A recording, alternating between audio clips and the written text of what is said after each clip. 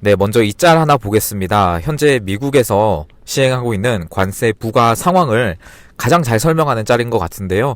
전 세계에 20% 이상씩 관세 부과하겠다. 그리고 실제로 했고, 그래서 다른 나라들은 협상하고 좀 준비하고 있었는데, 아무튼 나름대로 대비 정도만 하고 있었던 거죠. 근데 한 나라는 나서서 바로 보복 관세를 했습니다. 그래서 그 나라만 125회, 125도 아니죠. 145로 올랐습니다. 그리고 나머지는 기본관세 10%만 부과하기로 했습니다.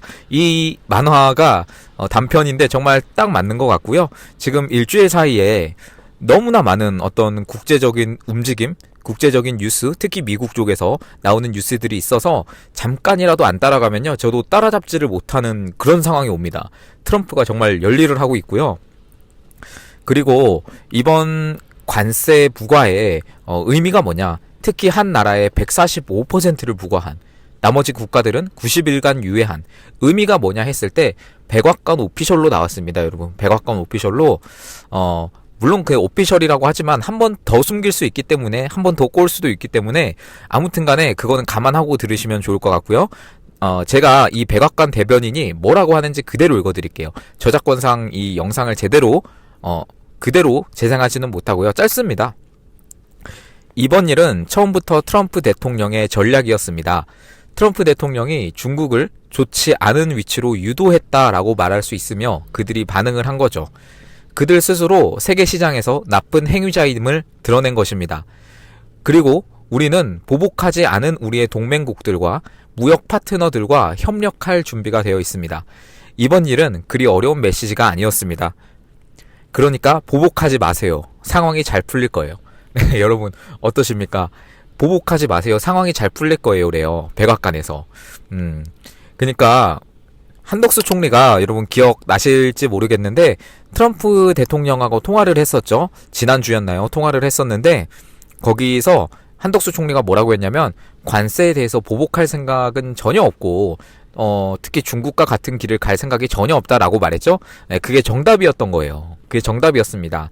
뭔가 그대로만 하면 상황이 잘 풀릴 거라고 하는 백악관의 말처럼 그렇게 되면 좋을 것 같고, 좀 약간 비현실적이고 지금 되게 시트콤 같은 그런 느낌도 나는데, 미국이 관세 부과하는 상황에 대해서요. 결국은 이게 피아식별을 위한 트럼프의 고도의 심리전이었다. 그 한 나라를 고립시키기 위해서. 그 나라가 어디신지는 아실 거라고 생각을 합니다. 네, 어제도 큰 집회들이 있고 해서 오늘 오전은 약간은 조금은 가볍게 가는 것 같은데, 이번 소식도 그렇습니다, 여러분. 우리가 이전에 CIA 뭐 이런 신고도 굉장히 열심히 하고 그랬는데요. 미국 국토안보부에서 공식적으로 발표를 했습니다. 이게 바로 어제 나온 기사입니다. 미국 유학생 300여 명의 SNS를 직접 검열을 해가지고요. 미국 정부 측에서 비자를 취소하고 추방하고 막 그랬다고 합니다. 야, 실제로 이렇게 하고 있다고 공식적으로 발표가 나왔고요. 미국 국토안보부예요. DHS라는 곳이고 데이터 분석 도구를 활용했다고 합니다. 유학생들의 SNS 기록을 조사하고 있고, 미국에서 그들을 위한 자리는 없다. 우리는 그들을 입국시키거나 이곳에 머물게 할 의무가 없다. 딱 이렇게만 말했습니다. 이 SNS를 확인하는 작업이 또 국토안보부 측에서 한다기보다 세관 국경보호구 CBP라고 하고요. 여기 산하에 국가 타겟팅 센터와 국가 심사센터에서 이용하는 도구를 사용해서 한다고 합니다. 그래서 SNS상에서 이런 신호가 발견이 되면 바로 이민국에 공유를 하고 이후에 국무부에서 학생 비자 취소 여부를 결정한다고 합니다. 굉장히 체계적이죠? 우리 생각보다 더 체계적입니다. 당연히 그렇겠지만 우리는 그냥 딸깍 이렇게 CIA 이렇게 하는데, 생각보다 체계적으로 비자 취소가 되는 듯 합니다. 이건 미국이라는 국가의 나라의 정책이니까, 그리고 트럼프 대통령 임기가 들어서면서 분명히 더 강화는 될 겁니다. 유학생이라고 하지만 그 유학생들의 대부분의 국적이 어디일지는 딱 보이죠. 그 취소되는 유학생들의 국적, 한국에도 지금 많습니다. 트럼프 대통령이 최근에 한덕수 총리와 통화를 하면서 한국에 특사를 보내겠다 이런 이야기도 했고요. 특사라는 게 정확히 딱 어떤 역할을 할 거다 이렇게 나온 건 없지만 예측입니다. 예측. 아마도 관세 문제와 뭐 조선업 등을 포함해서 그리고 방위비 협상도 있고요. 이런 것을 한 방에 딜을 할 그럴 사람을 보내지 않을까 합니다. 막 루비오 국무장관이 다음 달에 올 거다 막 이런 이야기도 나왔었는데 또 만약 한덕수 총리랑 만난다면 공식적으로는 뭐 그런 이야기들을 하겠지만 당연히 비공식적으로도 이야기를 하겠죠. 그런 부분까지 여기서 뭐 어떻게 이야기할 거다라고 예측하기는 그거 자체는 조금 무리가 있지만 그럼에도 기대감을 가지고 바라보도록 하겠습니다. 네, 그리고 여러분 오늘 본격적으로 좀 전해드릴 가장 중요한 소식인데요. 오늘 소식들이 살짝은 원래 이전에 있었던 영상이나 그런 것보다는 살짝은 가볍습니다. 여러분 오늘 소식은요 좀 중요한데요.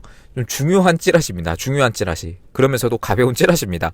한국에서 이게 막 무제한 찌라시들이 나오죠. 뭐 여의도 증권가 막 그러는데 이거는 그 정도의 찌라시 정도는 아니고요. 이상하게 미국 정치계에서 나온 찌라시예요. 그러니까 찌라시는 찌라시로 받아들이되 이런 소식이 있다. 그 정도로만 생각하시면 되겠습니다. 백악관 내부 직원에 의해서 유출이 됐다. 뭐 이런 이야기도 있고요.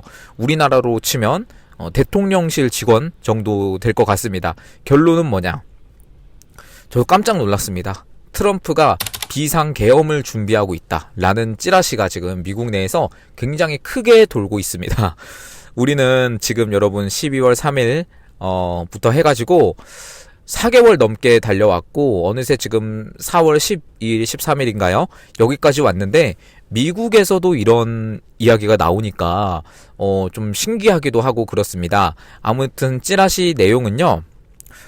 백악관 관료 혹은 행정부 인사가 미국 하원에서 탄핵안이죠. 트럼프 탄핵안 준비 중입니다. 그리고 민주당의 의회 폭거나 관세 문제 등 뭐 여러 가지를 궁극적으로 해결하기 위해서 반란법을 선포할 것이다. 월스트리트를 비롯한 인터넷의 찌라시를 굉장히 많이 뿌리는 중이라고 합니다. 반란법이 우리나라로 생각하시면 계엄이라고 보시면 돼요. 그리고 이게 그냥 커뮤니티에서 그냥 인터넷 커뮤니티에서 그 일반 사람들끼리 말을 하는 거 하고 막 이야기를 하고 뭐 그런 거면 뭐라 안 하는데 실제로 미국의 정치학자들도 이런 이야기를 했고요. 일부 민주당의 핵심 인사들이나 미국 민주당요. 그리고 경제계 인사들도 상황을 파악 중이다라고 합니다. 미국 언론들도 어느 정도 보도하는 곳도 있다고 하고 그리고 뭐 선포 준비를 위해서 공문서를 작성 중이다 이런 이야기도 있고 근데 실제로 백악관 직원의 유포 글까지 올라오면서 상황이 좀 격화되는 감이 있습니다. 이거 보시면 우드워드라는 사람이 올린 글인데요. 좀 빠르게 해석을 해서 제가 읽어드리겠습니다. 이 글을 4월 20일 전에 모든 미국인이 봤으면 좋겠다. 4월 20일 미국은 돌아올 수 없는 강을 건널 수도 있다. 말도 안 되는 이야기 같고 미친 소리처럼 들릴 수도 있습니다. 하지만 모든 단계는 실행 중입니다.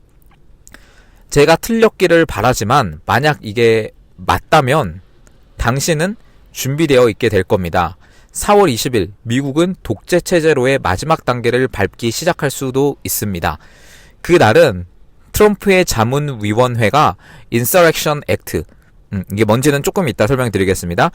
Insurrection Act를 발동해야 되는지에 대한 결론을 발표할 것으로 예상되는 날입니다. 이 법이 발동이 되면 트럼프는 국내에 군을 배치하고 계엄령을 선포할 수 있게 됩니다. 출처는 샌프란시스코 크로니클. 헤그세스 국방부 장관이고요. 놈 국토안보부 장관입니다. 이 헤그세스와 놈이 주요 자문 인물이라는 점에서 결론은 이미 정해진 것과 다름없습니다. 그가 임기 초 2달 동안 보여준 것을 보면 그는 단지 법적 자문에 그치지 않고 그 이상을 실행할 것입니다. 그날 혹은 그 다음 날 그가 행정명령을 통해 공식적으로 독재 체제를 선포할 수 있다는 예상을 하세요. 뭐 이런 글입니다, 여러분. 어떠신가요? 단지 글만으로는 뭐 믿을 수는 없을 것 같습니다. 그냥 지나갈 수도 있어요. 그럴 확률이 더 높습니다, 당연히. 그러나 이런 이야기가 한두 곳에서 나오는 게 아니라 여러 곳에서 나오고 있고요. 저기서 나온 Insurrection Act라는 게 미국 연방법이에요. 지금까지 유지되어 온 가장 오래된 안보 관련 법 중에 하나입니다. 이 법은 대통령에게 국내에서 이제 군대를 사용하는 예외적인 권한을 부여하는 법이고요. 여러 국내 혼란 상황에서 그걸 바로잡기 위해 물론 그 혼란 상황인지는 대통령이 결정을 하는 겁니다. 저기 뭐 헌법재판소가 결정하는 게 아니고요. 대통령이 결정하는 겁니다. 나라가 얼마나 지금 위험한 상태인지는. 아무튼 그럴 때 대통령이 군대를 동원해서 질서를 회복할 수 있도록 한다. 이게 법안 내용입니다. 대상은 주방위군과 연방군대입니다. 이 법의 사용이 1957년에 아칸소주의 학교 통합 반대 시위 때 아이젠하워 대통령이 처음 사용했고요. 그리고 1992년에서 LA가 좀 난리가 났었던 적이 있습니다. 그때 아버지 부시가 사용했었고, 그리고 2020년에 플로이드 시위 때 트럼프가 이걸 사용하려고 했다가 검토를 했다가 논란이 일어서 안 했어요. 딱 그 정도입니다. 이 법이 사용된 사례가. 근데 이 인서렉션 액트가 다음과 같은 경우에 발동할 수 있다라고 나와 있는데요. 첫 번째, 주 정부가 내란이나 무법 상태를 통제하지 못하는 경우 대통령이 개입해서 연방군을 동원 가능하다. 둘째, 주 정부가 연방 법률 집행을 거부하거나 방해할 경우에 대통령이 법 집행을 위해서 군 투입이 가능하다. 이게 일종의 연방제니까 그렇죠. 미국은 각 지방마다 주지사의 힘이 엄청 강합니다. 그리고 셋째가 뭔지 아십니까? 여러분, 저는 찾아보다가 솔직히 깜짝 놀랐어요. 선거 방해, 권리 침해 등의 상황에서 연방 차원의 보호가 필요할 경우에 발동된다. 이렇게 나와 있네요.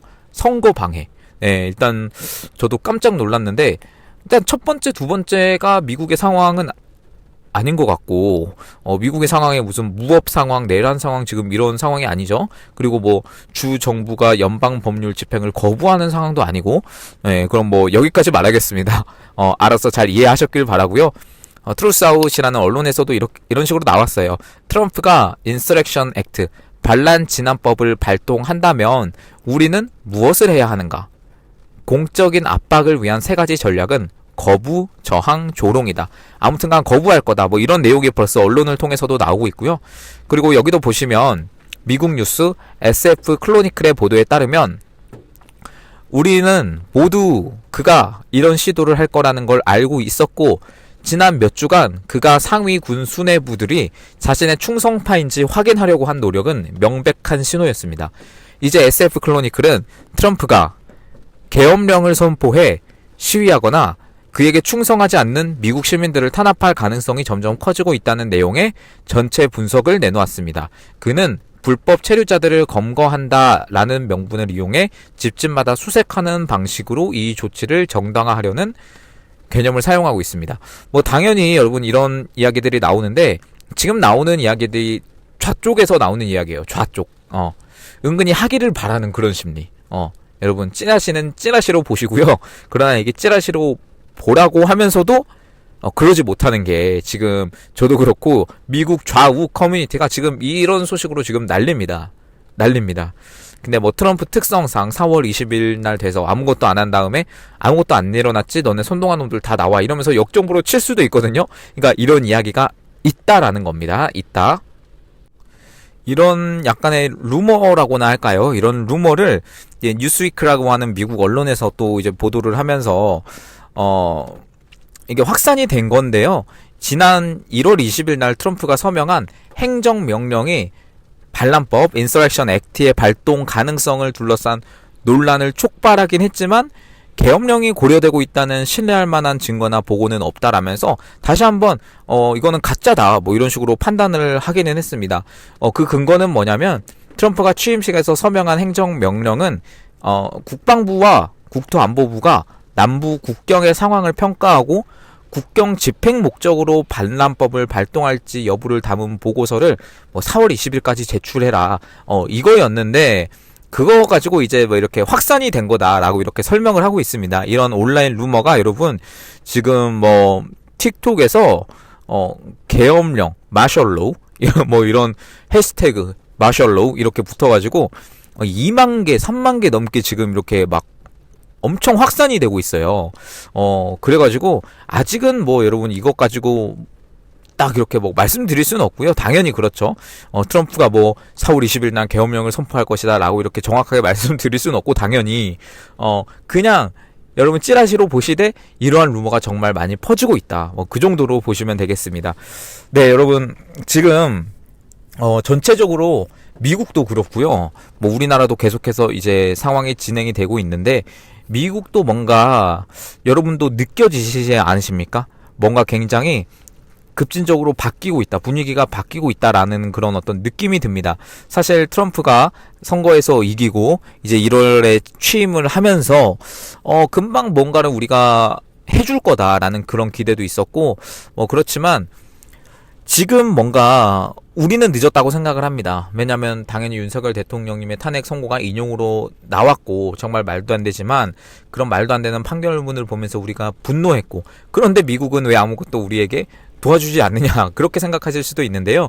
여러분, 저는 사실 이 국제정치는 야생이라고 생각합니다. 국제정치는 진짜 야생인데요.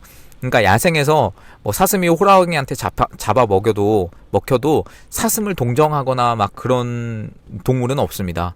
그런 사람도 없고 진짜 야생인 거죠. 국제 정치도 똑같아요.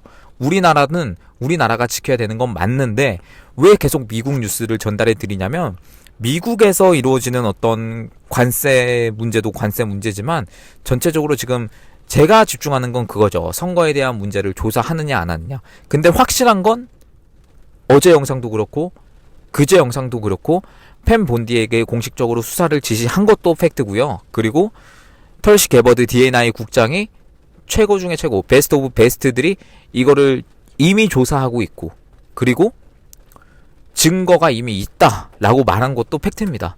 여러분, 그래서 사실 이게 다 연결이 돼 있는 거예요. 야생이지만 연결이 돼 있는 겁니다. 미국에서 당연히 지난 2020년 대선에 대해서 많이 말합니다. 당연히 그렇죠. 그런데 그거를 가다 보면 이게 다 연결이 되어 있기 때문에 다 드러날 수밖에 없는 거예요, 결국에는. 그리고 이걸 트럼프가 하지 누가 하느냐라고 저는 그렇게 생각해요. 지금 상황에서 트럼프가 미국 대통령인 거는 사실 정말 다행인 겁니다. 여러분, 정말 다행인 거예요. 만약에 트럼프가 아니라 해리스였다면 여러분 어떠실 것 같다라는 생각이 드십니까? 전혀 뭐 없을 겁니다. 선거에 대한 뭐 수사, 아니면 뭐 중국에 대해서 지금까지 이렇게 강력하게 트럼프가 지금 하고 있는데, 해리스도 하는 척은 할 수 있습니다. 지금 뭐 미국 민주당도 그런 모습을 보이고 있으니까. 그런데 과연 트럼프처럼 강하게 이렇게 할 수 있었을까요? 저는 못했을 거라고 봅니다. 그게 지금 굉장히 중요한 시기고요. 윤석열 대통령님을 우리가 지키고 윤 어게인으로 지금 똘똘 뭉쳐있는 상황에서 단순히 국내 정치 상황만 보면 이거 답이 안 나와요.